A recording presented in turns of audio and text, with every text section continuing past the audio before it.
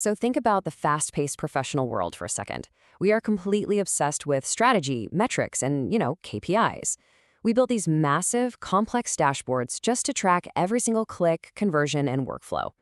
But today, in this explainer, we're dissecting some absolutely crucial insights from Ian Slade about the invisible and honestly often totally ignored foundation beneath all of that architecture. And that is trust. Because let's be real, we've all seen those seemingly bulletproof strategies completely fall apart, literally just because the team executing them couldn't stand each other. Slade essentially calls trust the secret sauce of leadership.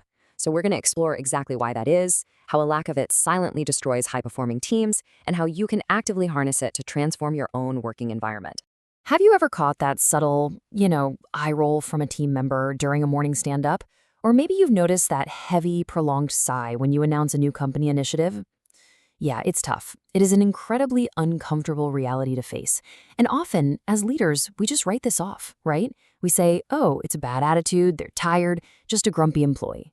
But Ian Slade points out that this visceral reaction, the eye roll, the heavy sigh, that subtle checking out when a leader opens their mouth, is actually a massive structural red flag.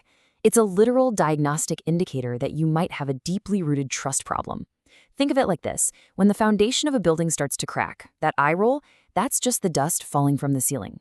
If we want to fix the structure, we've got to recognize that symptom for what it really is. Now, Slade doesn't view trust as some soft, optional corporate buzzword. The stuff reserved for awkward trust falls and team-building retreats. No way. He defines it as an absolute structural necessity. It's the literal glue that holds great teams together. Just think about the physics of a working group for a second. You could go out and hire the absolute best talent in the industry. You could fill a room with brilliant Ivy League-educated innovators and 10x engineers. But without that glue, honestly, no matter how talented or highly trained those individual pieces are, they just won't stick. The second any friction hits, say a missed deadline, a lost client, a budget cut, they are going to fall apart under the pressure. Trust is that invisible adhesive, turning a group of isolated, self-interested people into a unified, resilient force. Imagine walking into a classically low-trust environment. You can practically feel the tension in the air, right? It's chaotic. Everything just sort of falls flat, breeding endless confusion, passive-aggressive Slack messages, and just exhausting workplace drama where everyone's basically just protecting their own territory. It's a deeply draining place to work. But contrast that with a high-trust culture. Suddenly, the entire vibe shifts. People freely share wild, unconventional ideas without that paralyzing fear of being mocked or punished. They take calculated risks because they know leadership actually has their back if things go sideways. And as a result, they literally work harder.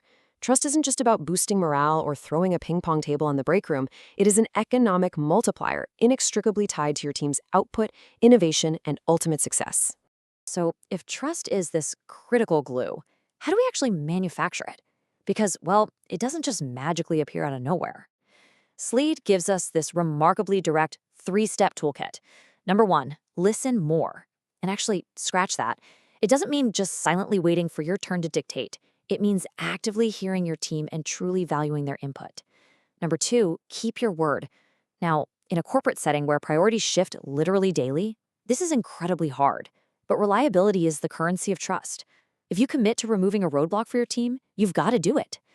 And number 3, be real. Authenticity is absolutely vital. We have to drop the corporate jargon, the synergies and paradigm shifts, and just connect on a genuinely human level. These aren't complex algorithms. They are daily, intentional habits that take real discipline.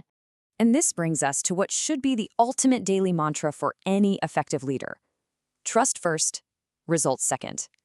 In business, we almost always get this backward.